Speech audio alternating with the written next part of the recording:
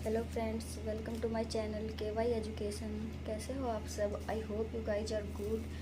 तो फ्रेंड्स, कल हमने हिस्टोरिकल सोर्सेज का एक छोटा सा इंट्रोडक्शन किया था। आज हम उससे अपना नेक्स्ट टॉपिक स्टार्ट कर रहे हैं अगला। तो हमारा नेक्स्ट टॉपिक है डिस्क्रिप्शन ऑफ हिस्टोरिकल पीरियड।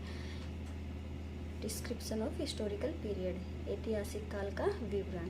हम हिस्टोरिकल पीरियड को 3 टाइप्स में डिवाइड करते हैं। फर्स्ट है प्रागैतिहासिक काल, जो हमने कल किया था। प्रागैतिहासिक काल क्या होता है? प्रागैतिहासिक काल प्री हिस्टोरिक पीरियड। इसमें था कि मनुष्य को जो था मानव, वो उसको लेखन कला से परिचित नहीं था, मतलब उसे किसी लिपि का ज्ञान नहीं था, वो लिखना पढ़ना नहीं जानता था।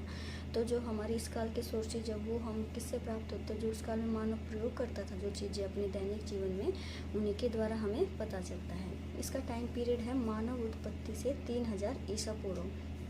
अब मानव उत्पत्ति का टाइम पीरियड क्या है? अब मानव उत्पत्ति का हम टाइम पीरियड क्या मानेंगे? अगर आइडिया के तौर पे अगर देखा जाए तो मानव उत्पत्ति का टाइम 10 से 14 मिलियन ईसा पूर्व बताया जाता है। वो एक आइडिया के तौर पे, वो एक सॉलिड प्रूफ नहीं बोल सकते हम उसको, तो आइडिया के तौर पे वो माना जाता है। लेकिन अगर हम देखा जाए तो आज का मानव, हम जो हैं, हम मानव हैं, हमारे जिसको हम पूर्वज के तौर पर अगर देखते हैं, जिसको आदि मानव बोलते हैं हम, वो था होमो सेपियंस। मिला था सबसे पहले जो मानव का अवशेष था, उसको हम बोलते हैं होमो सेपियंस। वो पूरा मानव नहीं मिला था, उसकी एक खोपड़ी मिली थी, वो एक कंकाल के तौर पे था, जिससे ये लगा था कि हाँ, ये आधुनिक मानव के जैसा हो सकता है, कुछ मानव की तरह ही था वो। तो जिससे उसको नाम दिया गया था होमो सेपियंस। होमो सेपियंस का क्या मतलब होता है? होमो का होता है मानव और सेपियंस होता है जाति। तो मानव की तरह की कोई जाति होमो सेपियंस। जो होमो सेपियंस था उसका टाइम पीरियड बताया जाता है 30,000 ईसा पूर्व। उसका टाइम पीरियड बताया जाता है 30,000 ईसा पूर्व। तो इस प्रकार से हम अपना टाइम पीरियड मानते हैं। मानव उत्पत्ति से प्रागैतिहासिक काल का टाइम पीरियड है 3000 ईसा पूर्व।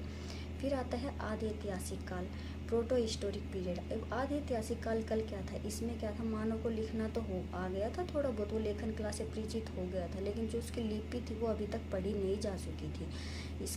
इसका टाइम पीरियड है 3000 ईसा पूर्व से 600 ईसा पूर्व तक, इसमें हम रखते हैं हड़प्पा सभ्यता। जो हमारी हम मेजर हिस्ट्री हम पढ़ते हैं आज, वो हम आदि ऐतिहासिक काल से स्टार्ट होती है हमारी मेजर हिस्ट्री, तो हम यहीं से पढ़ते हैं हड़प्पा सभ्यता से, क्योंकि इसमें हमें इसकी लिपि पढ़ी नहीं जा चुकी थी, लिखा तो हुआ मिला गया हमें।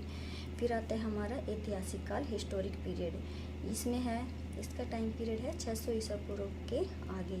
इसमें क्या था? इसमें मनुष्य को लिखना पढ़ना आ गया था, वो लिपि भी पढ़ी जा चुकी थी, इसमें बुक्स भी मिल गई थी, वो लिखना पढ़ना सब जान गया था, वो चीज़ें हमें मिल गई थी। तो इसका हमारा टाइम पीरियड है 600 ईसा पूर्व के आगे। हम ये जिसमें हम पढ़ते हैं, ये हमारा टाइम पीरियड है, वेदों से स्टार्ट होता है और फिर अंग्रेजों के तक ही, अंग्रेजों के बाद जाके ये एंड हो जाता है।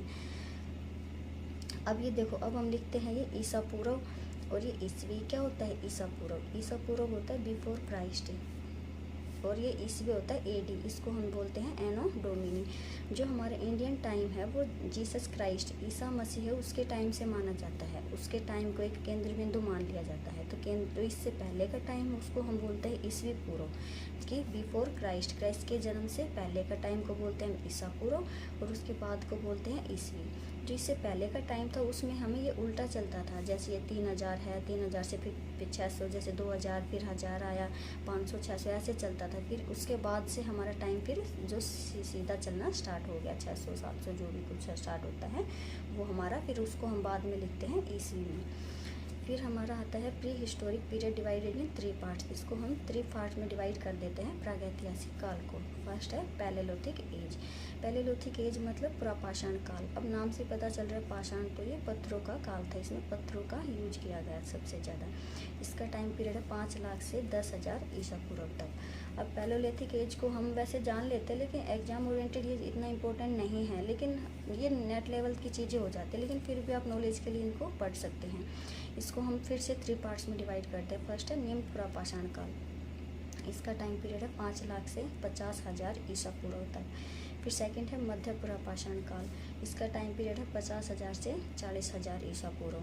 फिर थर्ड है हमारा उच्च पुरापाषाण काल। इसका टाइम पीरियड है 40,000 से 10,000 ईसा पूर्व तक। अब पुरापाषाण काल में क्या था, इसमें मानव, अब सबसे पहले हम जो बोलते हैं आदि मानव था, वो शिकार करता था, वो वृक्षों की छाल जो पहनता था, घूमता था, तो वो सब हमारा किस काल का मानव था, वो पुरापाषाण काल का ही मानव था हमारा। जो हमारा मानव था वो हमारा पुरापाषाण काल का ही मानव था। इसमें इसकी जो खोज की थी इस काल की, वो हमारी की थी रॉबर्ट ब्रूस फूट ने वो खोज की थी। हमें ये ध्यान रखना है, इस काल का जो मानव था, जो पत्थरों का प्रयोग करता था, वो कौन से पत्थरों का प्रयोग करता था, क्वार्टजाइट पत्थरों का वो प्रयोग करता था। फिर इस काल के जो मानव थे वो किस जाति के माने गए थे, वो निग्रिटो जाति के मानव माने गए थे।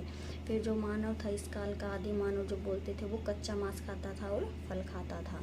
तो इस काल से जो हमारे इम्पोर्टेंट क्वेश्चन है एग्जाम के लिए, वो हमारे यही बन जाएंगे कि इस काल के में जो खोज की थी पुरापाषाण, वो किसने की थी, तो वो की थी रॉबर्ट ब्रूस फूट ने की थी। किस पत्थर का प्रयोग करता था, क्वार्टजाइट पत्थरों का प्रयोग करता था, और निग्रिटो जाति के मानव थे, और आदि मानव कच्चा मांस खाता था और वृक्षों की छाल पहनता था, वो सब था। और फिर भीमबेटका एक जगह है एमपी में, वहाँ से हमें इस काल के जो सोर्सेज हैं वो मिले हैं, और वहाँ से हमें इसके बारे में पता चलता है। जो चित्रकारी थी गुफाओं में पे की गई थी, उनके द्वारा हमें इस काल के बारे में पता चलता है, पुरापाषाण काल के बारे में हमें जानकारी मिलती है। फिर सेकंड है हमारा मेसोलिथिक एज, मध्य पाषाण काल। इसमें क्या हुआ था, इसका टाइम पीरियड है 10,000 ईसा पूर्व से 4,000 ईसा पूर्व तक। इसकी खोज की गई थी 1867 ईस्वी में कालाइल के द्वारा इसकी खोज की गई थी। तो यहाँ पे याद रखना, इसको मेसोलिथिक एज किस लिए बोलते हैं, क्योंकि इस काल में जो पाषाण यूज किए गए थे, पत्थर यूज किए गए थे, वो सूक्ष्म किए गए थे, छोटे छोटे पत्थरों को। मतलब मानव ने क्या था, उन पत्थरों को सही ढंग से थोड़ा अपने काम के अकॉर्डिंग उन्होंने उसको बनाना शुरू कर दिया था, छोटे छोटे पत्थरों को।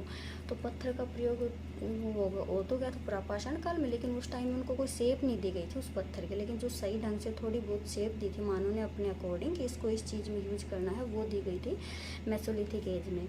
इसमें पत्थर की कुल्हाड़ी का प्रयोग किया गया था सर्वप्रथम, तो सर्वप्रथम पत्थर की कुल्हाड़ी का प्रयोग किया गया था मेसोलिथिक एज में। फिर इस काल के जो हमें सोर्सेज के द्वारा पता चलता है वो है आदमगढ़, ये भी एमपी में ही है, एमपी में ये जगह है, वहाँ से प्राप्त चलता है मेसोलिथिक एज के बारे में। अब आप ये क्वेश्चन देखो, अग्नि का प्रयोग हुआ, देखो अग्नि के बारे में पता तो चल गया था मानव को पुरापाषाण काल में ही, फर्स्ट जो अभी हमने पढ़ा है पुरापाषाण काल, उसमें ही पता चल गया था, लेकिन जो प्रयोग हुआ है वो इस मेसोलिथिक एज में हुआ है। ये क्वेश्चन एग्जाम में पूछ लिया जाता है कि प्रयोग कब हुआ अग्नि का, और अग्नि की खोज कब की गई थी। तब जैसे दो पत्थर थे, जो सुना भी होगा, चकमक के पत्थर थे, इंसान ने आपस में उनको रगड़ा घिसा और फिर उससे थोड़ी मतलब आग उत्पन्न हुई, तो उसका पता चला था मानव को पुरापाषाण काल में। लेकिन उसको ये नहीं पता था कि इसको हम यूज कैसे कर सकते हैं, इससे हम खाना भी बना सकते हैं, इससे हीट भी ली जा सकते हैं, तो उसके बारे में उसे कोई नॉलेज नहीं थी। वो नॉलेज हुई है मेसोलिथिक एज में। तो इससे इस काल में उसने खाना पकाना भी शुरू कर दिया अच्छे से, थोड़ा बहुत स्थायी जीवन भी हुआ, थोड़ा बहुत कृषि के मतलब हल्के फुल्के थोड़े वो प्रमाण मिलते हैं, पशुपालन भी थोड़ा बहुत स्टार्ट हो गया था, लेकिन अच्छे ढंग से स्थायी रूप से नहीं हुआ था। फिर थर्ड हमारा आता है नियोलिथिक एज, उसका टाइम पीरियड है 10,000 ईसा पूर्व से ऐतिहासिक काल थे।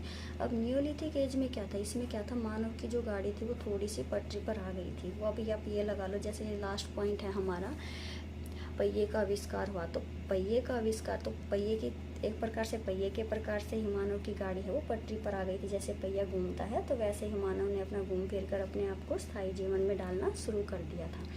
तो इसकी खोज किसने की थी, नियोलिथिक एज की, वो की थी 1865 ईस्वी में सर जॉन लोबोक ने की थे। तो ये आप तीनों के याद रखना है, ये तो सर जॉन लोबोक ने इसकी की थी। फिर जो नियोलिथिक एज में थे, मानव ने कृषि करना स्टार्ट कर दिया था, स्थायी जीवन जीना शुरू कर दिया था उसने, तो उसने कृषि भी अच्छे से ढंग से करने शुरू कर दिए थे। जो हमारी कृषि के प्रमाण है वो पाकिस्तान के बलूचिस्तान में मेरगढ़ एक नामक एक जगह है, वहाँ से हमें कृषि के साक्ष्य मिलते हैं कि मानव ने कृषि करना स्टार्ट कर दिया था। फिर है मृद भांड निर्माण भी इसी काल में प्रारंभ हुआ। अब मृद भांड क्या होते हैं, मृद भांड होता है मतलब मिट्टी के बर्तन, तो इंसान ने मिट्टी के बर्तन बनाना भी इसी काल में स्टार्ट कर दिया था। फिर कोल्ड हवा एक जगह है, वहाँ से चावल के साक्ष्य मिलते हैं कि मनुष्य ने चावल की खेती भी करनी स्टार्ट कर दी थी। फिर लास्ट ये तो हमने पढ़ ही लिया कि पहिए का आविष्कार भी हुआ नियोलिथिक एज में। एक तरह से मनुष्य धीरे धीरे आते आते वो नियोलिथिक एज तक आते उसने अपने आप को स्थायी कर लिया था, कि मतलब उसने अपने आप उसने कृषि करनी भी स्टार्ट कर दी, उसने पशुपालन भी कर लिया, उसने अपने आप को स्थायी जीवन मतलब रहना खाना पीना उसने स्टार्ट कर दिया था कि उसको रहना है, एक जगह पर बसना है, फिर अपने लिए खाद्य संग्रह भी करना है। तो इस प्रकार से मानव ने जीवन जीना शुरू कर दिया था। फिर है हमारा C14। What is C14? C14 क्या होता है? C14 मतलब कार्बन 14। ये होती है कार्बन डेटिंग, जिसके द्वारा हम पुरानी चीज़ों की एज को निर्धारित करते हैं कार्बन डेटिंग के द्वारा। जैसे कि अब जब हमने बताया होमोसेपियंस है वो, उसको हम मानते हैं 30,000 वर्ष पुराना है, कोई बोलते हैं 5 लाख वर्ष पुराना, जो भी चीज़ें हमें पता है हम बोलते हैं ये चीज़ें इतने वर्ष पुरानी हैं, इसका टाइम पीरियड इतना है। तो वो चीज़ें हम किसके द्वारा निर्धारित करते हैं? C14 कार्बन डेटिंग के द्वारा हमें पता चलता है। अब यहाँ तक हमारा ये टॉपिक क्लियर हो गया है। आई होप आपको समझ आ गया होगा। इससे आगे हम अपना अब नेक्स्ट टॉपिक करेंगे। इसके बाद हमारी हड़प्पा सभ्यता आएगी, वैदिक सभ्यता आएगी, आगे सारे टॉपिक क्लियर होते जाएंगे धीरे धीरे। आई होप गाइज आपको समझ आ गया होगा। तो अगर वीडियो पसंद आए तो वीडियो को लाइक करना और चैनल को सब्सक्राइब कर लेना, और साथ में जो बेल आइकन है उसको प्रेस कर लेना, ताकि जो भी वीडियो अपलोड करूँ उसका नोटिफिकेशन आप तक पहुँच पाए। Okay friends, thank you, bye.